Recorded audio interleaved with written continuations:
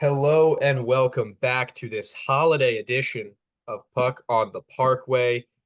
It's hockey time in New Jersey, whether the Devils know it or not. We're going to talk about it. I'm James Burley alongside Daniel Rebane for another episode of the show. This, I believe, is our seventh ever. It's been a little while since our last one, so we've got a lot to discuss. We're going to be talking some recent form, including their current homestand, which is not going according to plan. Hmm. Their pretty successful North Pacific road trip from a couple weeks ago, and we're going to talk coaching, potential trades, all that, and more. But first of all, I got to throw it to my partner in crime, Daniel. How's it going, man? The recent form for the Devils has kind of gotten me down. And it also doesn't help that the Mets missed out on Hmm. Yamamoto. So, a lot of things going bad. But you know what? Christmas is almost here. So it's time to get my spirits up. Hopefully we get a win tomorrow for the Devils and we go Yeah. into the Christmas break on a high. So how you been, brother? Most of the same. I won't even bring up the NFL teams in our area because they are a No. laughing stock in their own right. But yeah, it's been an interesting week for me going to the Prudential Center. I've not enjoyed a single second of sitting at these games, but it is what it is. Hopefully Christmas comes, and with that comes, yes, a victory and maybe some new toys for Lindy Ruff to play with and fixture into his lineup. But we're going to get to all that and more. First, we need to talk about some of the recent form of these New Jersey Devils. They came into this week's homestand where they've got 4 games before the holiday break against the Ducks, Flyers, Oilers, and Red Wings, respectively. And then they come out of the break to face the Columbus Blue Jackets, which will be at the Prudential Center. We're expecting Damon Severson to make his return to New Jersey, which would be really great. I won't be at that game, unfortunately. Would love to see Damon. I was there for his first games. Would love to see his return. It is what it is. Um, into that break, or sorry, into that homestand, the Devils were on the road for most of it and looked pretty good doing it, beating the Canucks in that late thriller with Bratt getting on the end of that with 30 seconds left. They beat the Kraken in a very hard fought game. And then I thought they imposed their will and played Devils hockey against the Flames before losing to the Oilers on the second part of a back to back. Then they came home and defeated the Bruins and Blue Jackets. And I thought that Bruins game was really, a morale booster, one Yep. that unifies the team. Bratt to Hughes in OT. It had the Devils stamp all over it. And they followed that up with a big win over the Blue Jackets. And then again, they come home, second half of a back to backs. They have not been treating the New Jersey Devils well. They lose badly to the Anaheim Ducks, former Devil great legend Adam Henrique, who we might talk about a little bit more later, with a hat trick against New Jersey. I wasn't even mad about it. Love the guy. He can do whatever he wants. And Yeah. then they played really well on Tuesday against the Flyers, and I was at this one, and I really loved the way that they responded to going down. And eventually, they just did not put the game away in overtime. Jack Hughes tries to leave a drop pass to his brother Luke and doesn't see Owen Tippett is right there and has a free shot on Vitek Vanacek. He had no chance.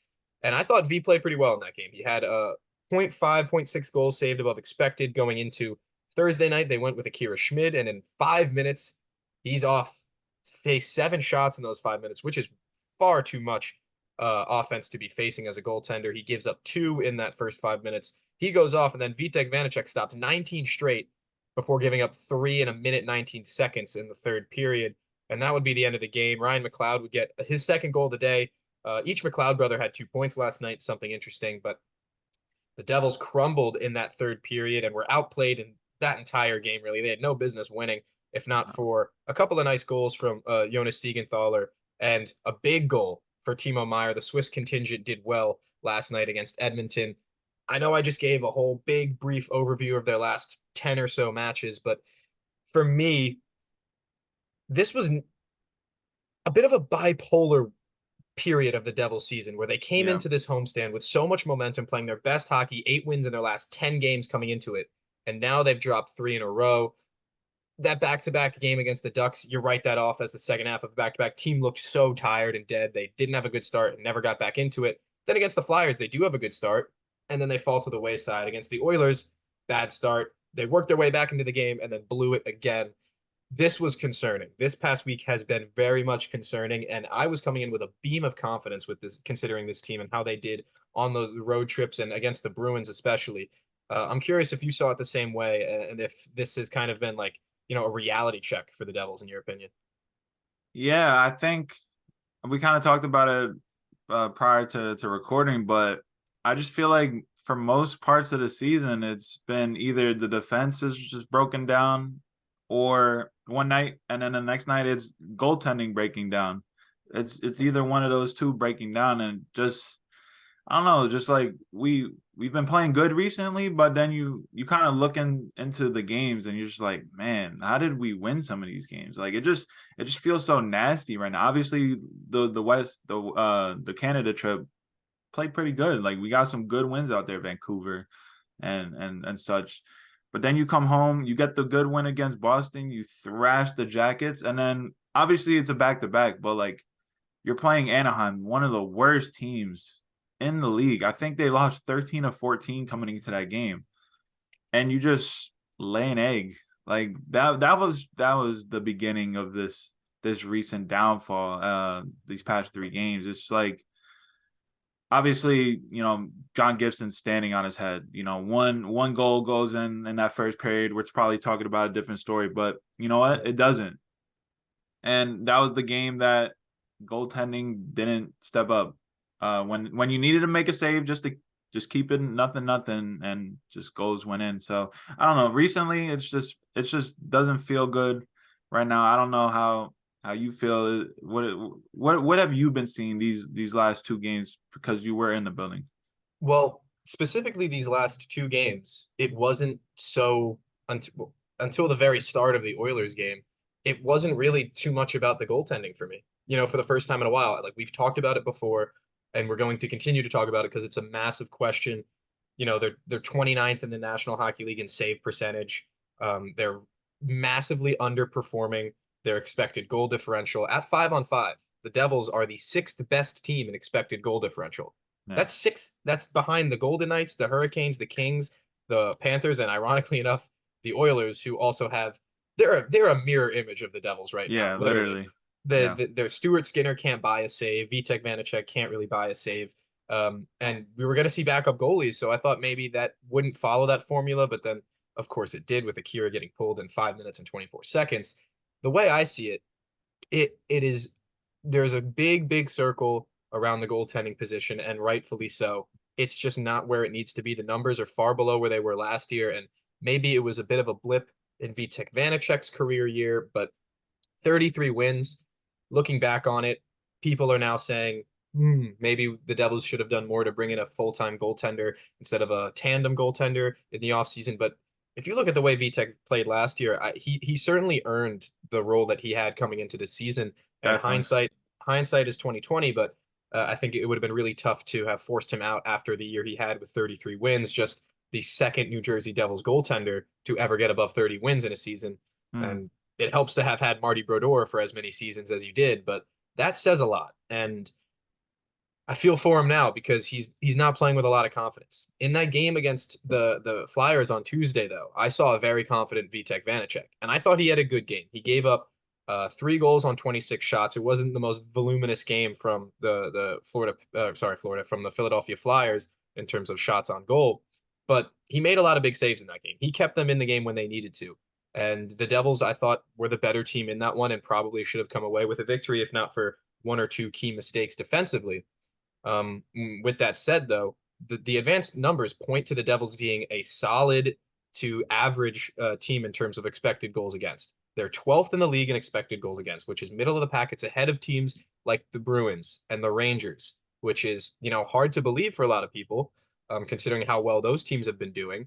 But then you think about the goaltending positions and the guys that they have there. The Rangers have Igor Shesterkin and Jonathan Quick, who have both been lights out. Jonathan Quick, especially, ironically enough, has been lights Yeah. out. You look at the Bruins, Linus Olmark and Jeremy Swayman, and Swayman has been lights Swayman, out, baby. even more so than Olmark. Mm-hmm. So the goaltending position is clearly the biggest issue surrounding this team. That's number one need. That's the number one need, absolutely. And I think we've talked about it, we've mentioned it, but you're right to say that the defense is not always there too. The problem is when you have unconfident goaltenders who aren't making big saves, you can still win games when you have as good an offense as the Devils, but when you spend a lot of time chasing the puck in your own zone, those big saves just they're not going to be made. You're not going to make big saves when you're giving up high dangerous scoring chances one or two times a game. And at those one or two mistakes that the Devils continue to make are proving to be more costly than they could be for some other teams. Not just because of the goaltending, but because they're having on a consistent basis. And I think that the advanced numbers will point to the Devils somehow righting the ship eventually, but you can't do that if you're not getting big saves from your goaltenders, and that's not entirely on them. The chances that the Devils do give up are far worse than some consistent chances that other teams give up, even the ones that are in the middle of the pack defensively at 5-on-5. So that, and I saw a lot more of that, especially against the Oilers with, I mean, McDavid and the screenshot of Vanacek not facing the puck looks worse than it Oh, was. He yeah. absolutely he just waited everyone out because he's that good of a player.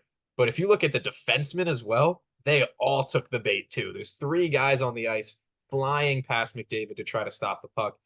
It's just not cohesive enough yet in the defensive unit. Part of that is Dougie Hamilton's long-term injury. He's not the best defensive defenseman, but he's a consistent part of the team, and not having him around is going to cause confusion. I think Seaman Nemec has come in has been arguably the best defenseman the I Devils think have he had in this is. stretch. I think he has been our best defenseman. And that's a great thing, but it's still disruptive to the flow of the team. Colin Miller, I hope is doing great with his family. He's expecting a child right now, but him coming out and Smith coming back in with four left shot defensemen and two right, it was confusing for a little while because they weren't used to that in the several weeks when they started looking good again. So I think some of these disruptive things that happen to the defense are to blame as well. But overall, the issue is so clear. Um, there's issues all over the ice, but the main issue to me is still so abundantly clear, and it hurts to say that because I became such a big fan of Vanacek last year throughout the season, and I became such a big fan of Schmid in the playoffs last year. But even he has not looked like the stoic, um, unbreakable figure that he was when he walked into Madison Square Garden in Game 3 of the first round of the playoffs last year. So yeah, I'm with you in that I'm not feeling great at the moment. But with that said, they're only just 4 points out of a playoff spot with games in Yeah. hand on the teams that are ahead of them. These are all very much solvable solutions. But like, let's be real, the players that the Devils have on their roster, they should be much, much better than they are. Yeah. Yeah, you bring up the goalies. Obviously, as Devil fans, every Devil fan, we would want Vitek and Akira Schmidt to be the solution. But you know Absolutely. what? We have to realize, you know what? It's probably not the solution. Akira Schmidt, we all forget. He's still a rookie this year. 23. Obviously, yeah, he played a couple of regular season games last year, played the playoff games and was solid, but he's still a rookie, so he still needs the time to develop. Remember, 3 years ago, USHL. So obviously the biggest need is a goalie. Most likely we're gonna add a goalie, whether it's in the next couple of weeks. Obviously, the roster freezes until the 28th, so they can't make moves then. But let's focus on the defense for a sec. To you, what's been the most disappointing thing about the defense? Or if you want to pick one person out, who's been the most disappointing player? For me, I don't know. I feel like it's Kevin Ball because we expected him to take the next step coming in this year. Obviously, this is his third year. This is going to be, I believe, his first full season starting in the NHL, right? So obviously, taking those next steps, we wanted him to take those minutes that Ryan Graves had last year. We wanted him to be more physical. We wanted him to take more action in the offensive zone, but we just haven't seen much of that. So what's been the most disappointing thing for you on the defense? I'm glad you bring up Kevin Ball because I mean, I think the easiest answer to say the defenseman who has disappointed me most is Brendan Smith, right? Like that's the easy one to throw out. But Yeah. if I'll touch on Ball for a second before I give you my answer, the expectation that he would step up and be the guy that Ryan Graves was for me was it was something that I was in agreement with now, but I'm looking back on it. I think maybe we were a little bit with wishful thinking in that regard because the profile of players that those two guys are is wildly different. Great, like they're both stay-at-home D-men guys, but they go about it very differently. Graves is not the Yeah. physical presence that Kevin Ball is, and to expect Kevin Ball to step into that second pairing role next to another great stay-at-home D-man guy, John Marino, who, by the way, I think has the most underrated hands of anybody on the Devils. He's ridiculous with he can do the stretch pass things that Damon Yeah. Severson can do. He's just not as courageous about it. With that said, it has forced Kevin Ball to play in a different way that doesn't exactly suit him. We saw against the Oilers, gave away many pucks in the own zone, trying to make stretch passes through the neutral zone for the breaking out centerman or the far side winger, And that's just not the way that this guy likes to play. He needs another guy next to him who is going to be, more like akin to what he was playing with last year. And I think that while you lose 900 NHL games when you get rid of Damon Severson and Ryan Graves, that's part of it. And there's still more guys waiting in the wings, right? They haven't even brought in Seamus Casey yet. Yeah. So this Devils team has so much firepower on the defense. We've only just seen 10 games for Seaman Nemec, who now has fulfilled the first year of his ELC contract, which is a good thing. I'm very happy that he's here. Yeah. I think that it's forced Kevin Ball to somewhat be a bit of a scapegoat, but again, that's not entirely on him. That's on coaching. That's on Lindy Ruff for putting him in this role. Yeah. I will say, even though he did score his first goal of the season last night, I've not been impressed that much with Jonas Siegenthaler until Seaman Nemec came and played next to him. He's been pretty solid over this last stretch without Dougie Hamilton in the lineup. But what we saw last year was Siegi was practically covering for Dougie being a fourth forward on the ice. Yeah. Game after game, time after time. He's not had that same effectiveness when playing together. Nemec is much better at stepping into that fourth forward role and Yeah. also recovering defensively because he's got that much speed and that much awareness defensively that Dougie Hamilton simply does not It's have. it's crazy how much Yeah. he just jumps into the rush. You're like, oh, what Nemec is And there rolling as the winger. And I absolutely love that's Yeah. part of his game because he's a responsible defenseman too. That's such a hard thing to like. He plays like he's been in the NHL for years already. He's absolutely got a great attitude and mentality on the ice, and off the ice, he's a consummate professional already. So I think that while Siegenthaler wasn't the player that he was last year for most of the season, he's turned a corner and is playing a lot better. Um, I think Kevin Ball is absolutely the right player to point to, but I wouldn't necessarily pin it on him specifically because of the way that he's sort of being misused. You want to have more physical presence on this team because let's be honest, the Devils are not a physical team. They But get my out thing is physical. he doesn't use it though. That's my No, he only doesn't use it, problem. which Yeah. is because he's being forced into a more impactful defensive role where he has to do more stick work. He's not always being the guy tying up in front of the net. He's got to go work into the corners, and this really doesn't affect like it shouldn't be the expectation of that shouldn't be on him. Okay. Um, but even saying like let's say Colin Miller comes back into the lineup, that's not going to change Kevin Ball's role because that's a right shot defenseman coming in to take out a left shot. Yeah. So I think that we'll talk about this later because we're going to get into trades eventually. But I Yeah. think Kevin Ball is a guy who's might not be permanently a Devil because his role he's certainly in between roles. And as much as I think his physicality would be a massive boost if used properly, then that means they have to bring in a solid left shot defenseman to push him down back to the third line of D.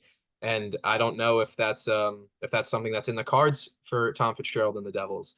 But yeah, I think defensively, the numbers say that they're at least league average, and compared to their offense, they're expected to have a much bigger goal differential than they currently have. They have a negative goal differential, -7. Their expected goal differential is as high as 9. So there's an 18 goal swing there, or sorry, 16 goal swing there that just hasn't gone their way. And the numbers suggest, the advanced stats suggest that at 5-on-5, they're going to turn. They also haven't been getting help because teams realized we're not going to take penalties against the Devils because if we do, they're going to hurt us. They've had one penalty in the last 6 periods they've played. And yeah, they've lost both of those games. I don't want to be the team that relies solely on the power play, but it is such a big tool because that power play is elite. I just want to say one thing about penalties not being called. When I look around the league and I see Connor McDavid getting calls, Sidney Crosby getting calls, the star players, right? Mm-hmm. Would we consider Jack Hughes a star player nowadays, right? Absolutely. With how the NHL, markets him and Without a all that. shadow of a doubt, by the way. I just want to say the amount of non-calls he gets in this recent period just by itself is crazy. Especially the one against Philly. He creates a Yeah, that one breakaway. was nuts. He creates a breakaway while being in the offensive zone and gets hooked right in front of the goalie. No call. And basically the Flyers go obviously on a mistake by Jack, obviously. But that mistake won't happen if we get that power play because most likely we're going to score. 4-on-3s, four on Especially in threes, overtime. 4-on-3s in overtime.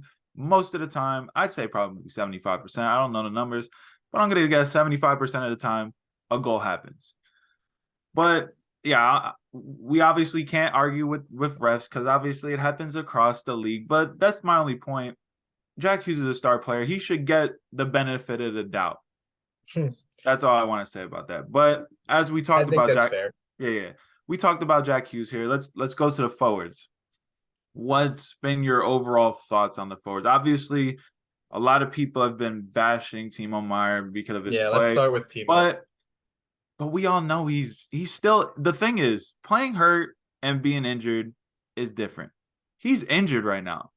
That's my thing. Why is he playing if he's injured? Because we all know he's injured right now. Obviously, he came back way too early from his lower body injury, which was, I believe, I'm gonna guess it was a knee because it was the, I don't know what game it was, but he fell awkwardly into the boards and like his kind of leg got bent underneath him.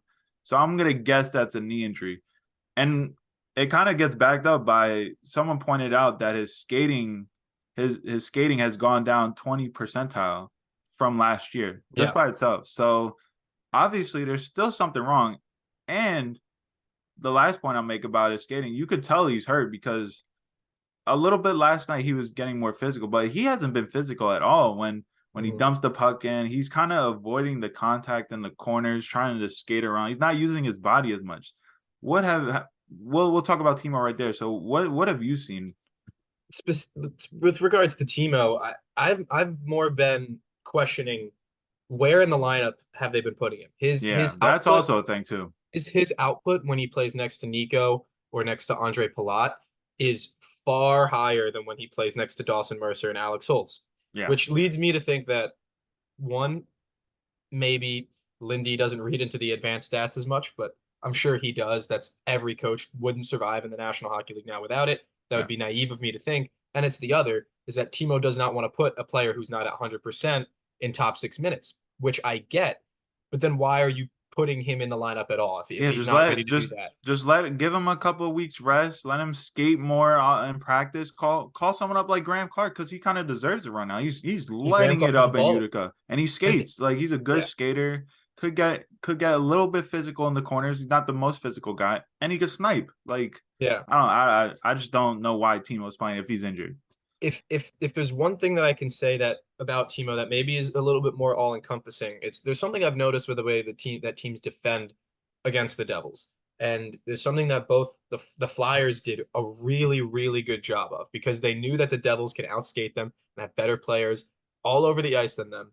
And John Tortorella is I mean, he's a character first and foremost, but he's Yeah, also a very terrific hockey coach in that he established not I won't even call it an aggressive. He established a pretty timid neutral zone trap. They very hardly forecheck the Devils, and there was no space in the neutral zone for the Devils to skate. And it's guys like Timo Meyer. You want to jump in? yeah. By the way, I think every team has been doing that this season. Someone That's brought that correct. up that every team that plays the Devils just plays the trap. And Ironic, by the it's way. very ironic. I know it's Ironic. very So ironic. And I don't know if you the most successful team in the division this year, Peter Laviolette's New York Rangers, it would runs utilize the a trap trap. more.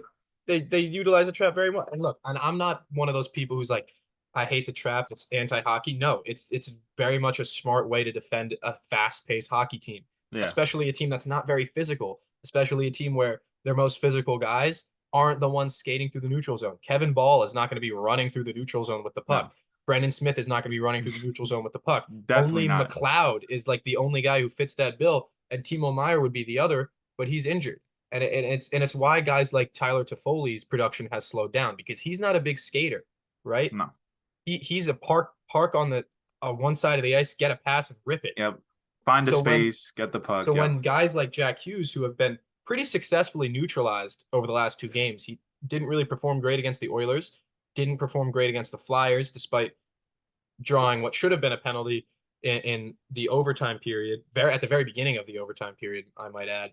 Yeah. It's really been way too much expectations on guys like Bratt, Palat, Heishier, Hughes, and I would even include Mercer in that category. Guys who headman the puck for New Jersey to wield their way through the neutral zone, and it's why guys like Kevin Ball are being forced to play these long stretch passes through the center of the ice because that's where the space is being clogged up. Yeah. And when they give the puck away there, you're going to be chasing a lot of bad chances in your own end. And teams have sort of figured out how to play against the Devils. And, that speaks to me like maybe the coach needs to do more adjusting to the way that they play. But I think the Devils really like have this. No other team should be able to utilize transition and rush chances like the Devils do. And they still have the second highest rush chance created per game, the second highest rush chance conversion in the game because that's their game. That's just the way that they play. But we saw this in the playoffs last year against the Hurricanes. When the Devils do not have their A game and can't play their game, they don't have any backup plan. And when teams can do that in the regular season, they're losing games that they should really on paper be winning. I think that that's a big piece of concern. And I know we talked about Timo Meyer as sort of like the lens looking into that because if he's not skating the way he can and he's not that physical presence, there's really very few guys on this team who can break through a tough neutral zone trap. And I think the Flyers, especially because they were outplayed in that game too. The Devils had the majority of the puck, majority of the time on the attack, but they really didn't have amazing chances because No. of the way that the Flyers brushed them away from the center of the ice. And that's a tough thing to do. But if teams hammer that down and realize that that is the strategy, they're going to keep doing it. They're going to keep doing it, and it's going to make the Devils' lives harder and harder and harder. Which is why I think that we're talking all of this about goaltending and defense. I wouldn't hate it if they brought in another somewhat physical presence in the forward category too, because that is something that is missing on just about every line. Um, yeah, I'm curious if you mentioned that you've seen a bunch of teams utilize this strategy as well. Do you think that there needs to be changes to the players in the Devils forward core, or is it more just work out the kinks, figure it out, and deal with it? Yeah, so obviously everybody brings the same thing up every time Amanda Stein puts out the lineups from practice or whatever. Is like, why are the lines changing? Obviously, there's certain line pairings that work. Jesper Brad, Jack Hughes, Tyler Toffoli. That line works. Andre Palat, Nico Hischier, Timo Meyer. That line works. In long stretches, keep them together. They work. Obviously, now you're this is basically a coaching thing. Is when a team runs the trap, they've struggled. So now you have to figure out how to beat that. And obviously they haven't found a way to beat that yet. And that comes down to coaching. Obviously, the players have to execute what the coach is telling them, but what's the coach been trying to tell them to break the trap? Obviously, we've seen long passes from the D to the wings, and most of the time they've just been turnovers. And then even if we do break it, it's one and done. Teams going down the other way. Yeah. So my biggest thing is to talk about is coaching. Obviously there's been reports that Lindy Ruff's on the hot seat. Multiple people have been saying that the Devils have been talking about this internally is what they could do. What are your thoughts? Because obviously coming into the season, I think we kind of both said that they should bring Lindy back for another year to see if it actually did work. Because obviously, remember, they only have one good season under Lindy Ruff. The other Mm-hmm. two, I believe, right? Two, they were terrible. So I was always bring him back, see if he can replicate the one season. But obviously, right now it's just not working. So obviously, Yeah. maybe they need a new voice in the building. But the problem is firing a coach mid-season is who's out there. There are some choices out there. I will say that. Craig Brewer, Chief, St. Louis, he's done. Jay Woodcroft was fired, and I thought he was doing great things in Edmonton, considering the roster construction that they had. But I mean, they also went and got Chris Knobloch, who was formerly of the Hartford Wolfpack, the Rangers AHL affiliate. He was a terrific coach in those ranks. I'm a fan of Lindy Ruff. I really am. I mean, his career speaks for itself. Fourth on all-time wins, 850, I think is the number. Yeah. Um, 22 years coaching in the National Hockey League. There's no mistake for that. There's a reason. With that said, we've now talked several times about the team seemingly not learning from their mistakes and falling into the same patterns of play that aren't successful. And yeah, that obviously reflects on the coach. I still think that there's a winning team here for Lindy Ruff to put together and a playoff team and one that can be successful down the line.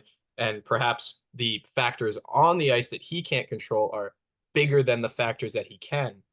But yeah, there are so many question marks about the way that he approaches this game. For me, the most recent one, and this is going to sound strange, looking back on how Vanacek performed in the third period, but Vanacek played well on Tuesday. Why not start him again on Thursday? If there was fatigue or something involved, well, he played 55 minutes the next day anyway. That's a So problem. Well, if he has fatigue, getting a day's rest, then that's probably a problem. yeah, so I think that that was something that I didn't understand. Your goaltender, you have a tandem system. You have a 1A 1B with Vanacek and Schmid, and then your 1A plays well, and then you revert to the 1B. And that's not the first time that that's happened where we've seen a Yeah, goaltender it's happened all perform well. season. And yeah, it's happened all season where we've kind of questioned that. And look, I think you get a lot of the same output between those two goaltenders, so it's not that big of a deal. But when you have a tandem system, you have to ride on confidence and momentum. And if there's Yeah. one thing the Devils goalies haven't had this year, it's confidence. Oh, So that was a strange decision. We talked about Timo Meyer being buried, so to speak, on the third line and not playing with the players that he performs best with. I think that yeah, there's a lot to say that Lindy Ruff is not doing well, but I'll say that he really does have the locker room. It's not like people are out there saying like we need to change our systems, we need to do this and that. No, like the system that they have developed is one that they know can work. It worked last year. There's Lindy's team, and it continued to be. There's a few factors that are getting in the way of that, but the fact of the matter is the players seem to be believing in the system. I don't know if people took Nico Heischer's comment out of context when he was asked about Lindy Ruff's extension, and he said he had no comment. I think he was just trying not to be a problem with that, and people didn't understand that. Um, the fact of the matter is, coaching is a cause for concern. I'm very critical of him in a lot of moments, but I'm not the ones who are chanting "Fire Lindy" in the stadium. I'm not the ones who are going to Twitter and demanding his head because I really do think that there is a winning team to be gotten here. But now that we're 30 games, 31 games into the season, it's time to start seeing growth and that difference. yeah. And we did see that for those 8 to 10 games before this homestand, but now they've reverted back. And yes, no Dougie Hamilton, no Colin Miller. The goalies are not performing, but there are still solutions in and around this team that Lindy Ruff could be applying and hasn't really been. Yeah. So obviously we'll get into this in another video that we'll be making today. But Hmm. obviously my main thing that should happen the rest of the season is I don't I usually don't like firing coaches midseason because that's another voice maybe, but get give him the rest of the season. Make the trades that you need because obviously we know Yeah. this team needs some trades. So this is on Fitz to get those players that he can identify that could help this team improve, and then run it. And if it doesn't work, like those trades don't help the team rebound, and we don't have a good season, then you can move on at the end of the season, bring in who you want, because that's my only thing. Obviously, there's certain guys that you laid out that are available, but maybe Fitz doesn't want them. At the end of the season, you could have your pick of the litter, who's available. So I would say run it out, get a couple of trades in, improve this team, and let's see if we can make a push. What about you? I'm with that because I'm a fan of Lindy Ruff. Like that's how I started this whole little spiel, and I still am because he's genuinely has the pedigree. He's never won the Stanley Cup, but he genuinely has the pedigree of one of the best coaches in National Hockey League history. He understands the game on a fundamental level that players really respect, and this has been something that was said during his Dallas Stars tenure, which people have pointed out is starting to mirror the Devils tenure, where he had bad seasons, then one really good season, and then slowly faltered off. Um, I think we're going to learn a lot more about this team in the next weeks, how they respond to these 3 games, because they really did mirror each other in the way that they lost. It was kind of disheartening to see it go that way. But in their next few games, they play the Red Wings tomorrow night. Then after Christmas break, they go on the road, Blue Jackets, Senators, Bruins, and then Capitals before some more home games to start off January. Unfortunately, that is all the time we have for this week's episode of Puck on the Parkway. We're going to do more. We're going to have a trade special episode. You can tune into that one right after you watch this one. Don't go anywhere. Stay with us on Puck on the Parkway. But for now, yeah, happy holidays and Merry Happy Christmas to you holidays, boys, everybody. Dan. Yep, Yeah, you too. we will see you guys next time.